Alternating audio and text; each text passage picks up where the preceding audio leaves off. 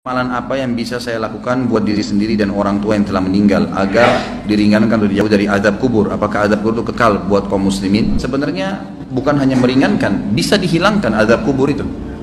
Kalau seseorang anak misalnya sering beristighfar kepada Allah untuk orang tuanya, dia sering beristighfar, ya Allah ampunilah kedua orang tuaku, seperti doa yang masyhur Allah ajarkan, Rabbi ghafirli wali walidayya. Doa ini pada saat mereka hidup atau mereka meninggal. Bukan mustahil karena seringnya orang mendoakan, maka dosa-dosanya diampuni oleh Allah. Dan kalau dosanya sudah bersih karena istighfar anaknya, maka bisa saja dia selamat dari azab kubur, nggak diazab lagi, gitu kan. Kalau dia hanya sekedar mendoakan beberapa kali dan memang kadar dosanya belum bersih, maka azab kubur akan datang, tapi pasti memang meringankan. Cuman saya bahasakan bisa saja hilang, bisa saja hilang. Kalau penanya ini yang maksudkan adalah apa yang saya harus kerjakan selama saya hidup, perbanyak amal soleh, semua amal soleh.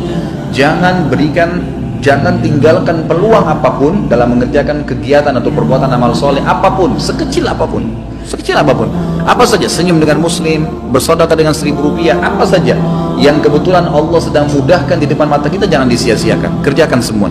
Sebagaimana sabda Nabi SAW, la tahkiranna minal ma'rufi syai'a, jangan pelit-pelit dengan perbuatan amal soleh. Kita temui ada satu orang yang lagi sedih, senangkan dia, tanya ada masalah apa, hibur, berikan nasihat. Ada orang yang sedang salah, luruskan dengan nasihat. Ada orang sedang butuh, kita bantu. Ada orang sedang sakit, dijenguk. Ada orang yang sedang terzalimi, kita tolong, gitu ya.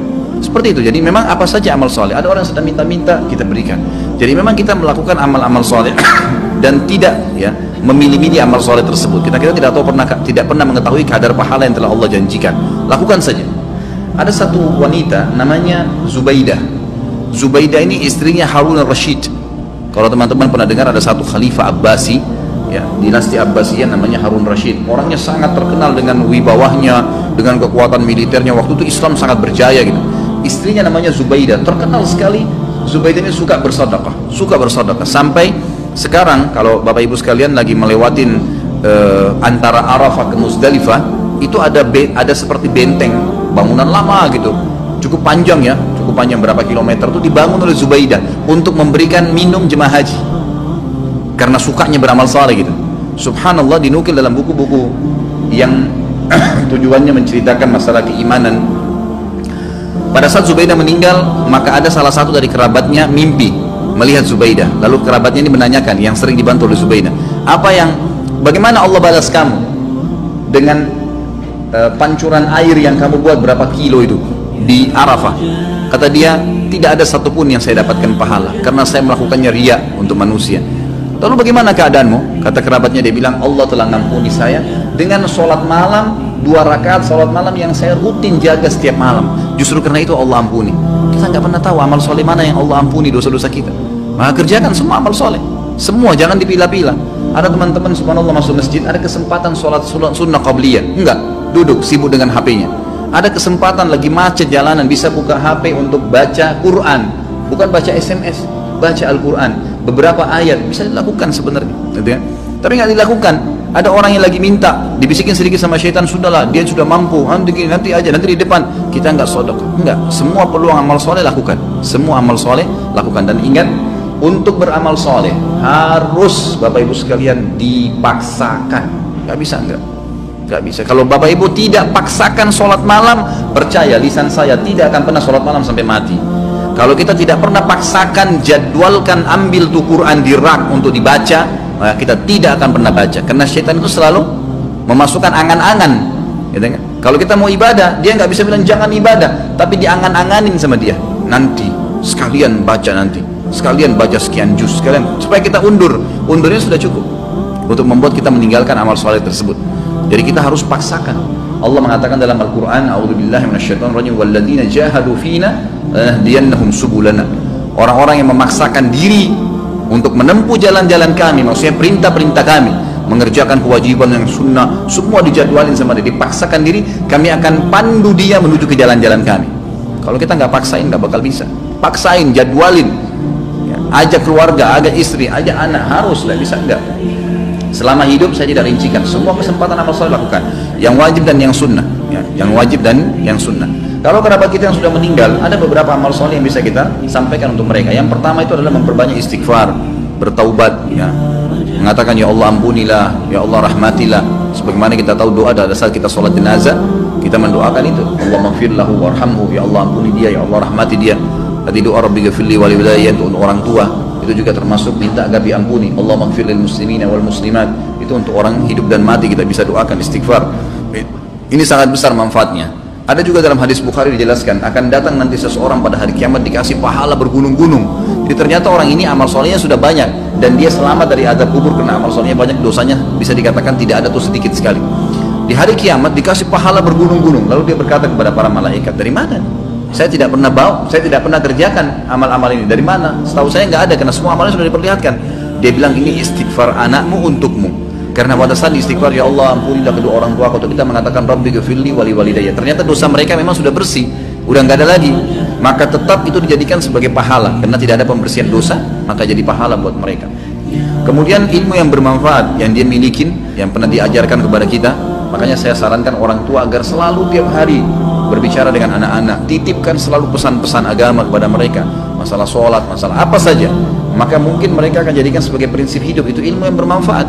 Karena tidak semua orang bisa jadi penulis. Kalau antum bisa jadi penulis itu sangat bagus, menulis banyak karya tulis kemudian dibaca oleh orang-orang, itu sangat luar biasa. Seperti Syekh Abu Bakar Jazair sekarang, bukunya yang kita bedah ini, beliau sudah meninggal rahimahullah dan kita bisa belajarin ilmunya gitu kan. Tapi kalau tidak, maka apa saja. Termasuk ulama mengatakan kalau seorang ibu mengajarkan anaknya cara masak dan dia praktekin dalam hidupnya, itu ilmu yang bermanfaat. Seorang ayah mengajar anaknya untuk ke masjid, laki-laki misalnya, mengajar anak-anak untuk mewajibkan mereka untuk pakai jilbab, lalu jadi prinsip hidup mereka, itu semua ilmu yang bermanfaat. Itu semua ilmu yang bermanfaat. Kemudian sedekah jariyah yang ketiga, sedekah yang berjalan terus, ya, program-program perbaiki masjid, ya, rumah anak yatim. Dan ada di sini yang saya ingin ditiberatkan, yang banyak dilupakan oleh kaum muslimin, ya. Kita masih jarang sekali berpikir untuk membiayai para dai-dai dan ulama-ulama kita. Ada tulisan buku yang insya Allah juga sudah saya tulis, ya. Insya Allah saya terus akan penuhi poin-poinnya. Saya judulnya itu wahai muslim muliakanlah ulama. Kita kadang-kadang berpikir atau belum berpikir, ya, kalau bertemu antara seorang alim ulama, memang dia sangat luar biasa ilmunya. Bertemu antara dia, kata ulama, ini pendapat para ulama, seorang alim bertemu dengan seorang fakir miskin, tapi si alim juga ini kehidupannya pas-pasan, yang mana didahulukan? Kata para ulama, si alim yang didahulukan dari si fakir miskin. Nah, dia juga dalam keadaan miskin. Kenapa? Karena satu orang alim itu bisa memberikan manfaat kepada jutaan umat dibandingkan dengan orang fakir miskin yang tidak punya ilmu. Sampai pada tingkat itu. Kalau di Saudi ada sponsor dai, ada pembiayaan para ulama. Tidak ada ulama itu yang sengsara. Kalau di Timur Tengah, mereka disiapkan segala-galanya oleh kerajaan atau oleh kaum muslimin yang membiayai mereka. Ini juga hal yang mendasar. Itu bisa menjadi sedekah jariyah karena pada saat dia ternyata melakukan, ya, taklim, dia bisa nulis buku, ya, dari sumbangan harta yang kita kasih, maka itu kita akan punya andil. Masjid dibangun, rumah anak yatim, memperbaiki janda-janda, rumah-rumah janda, kemudian membantu kaum muslimin kayak sekarang yang lagi, ya, tersiksa, ditampung mereka, kita sumbang. Itu semua hal-hal mendasar yang bisa menjadi perbanyak, ya, amal kita nanti pada saat meninggal. Kemudian haji dan umroh ini juga dibolehkan bagi orang yang hidup menghajikan dan mengumrahkan orang yang sudah meninggal atau orang yang sudah tidak mampu. Hadis Bukhari menjelaskan masalah itu. Seseorang datang kepada Nabi SAW berkata, ya Rasulullah, ya Rasulullah, orang tua saya, ayah saya sudah tidak mampu mengadakan perjalanan haji, umroh, bahkan musafir, tapi masih hidup, sudah tua sekali nggak mampu. Apakah boleh saya haji dan umroh untuknya? Kata Nabi SAW, umroh dan haji lah untuknya. Berarti orang tidak mampu boleh. Orang yang sudah meninggal adalah hadis Bukhari juga, seseorang sahabat pada saat sedang haji bersama Nabi SAW, lalu dia berkata, ya Allah, labbaik Allahumma hajjan an syubrumati. Ya Allah, saya niat haji untuk syubrumah, keluargaku yang sudah meninggal.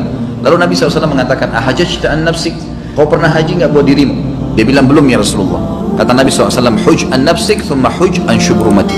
Haji dulu buat dirimu, baru kau boleh hajikan kerabatmu yang sudah meninggal. Hadis ini juga menjelaskan bolehnya haji dan umroh untuk kerabat. Ini kurang lebih yang diberikan gambaran oleh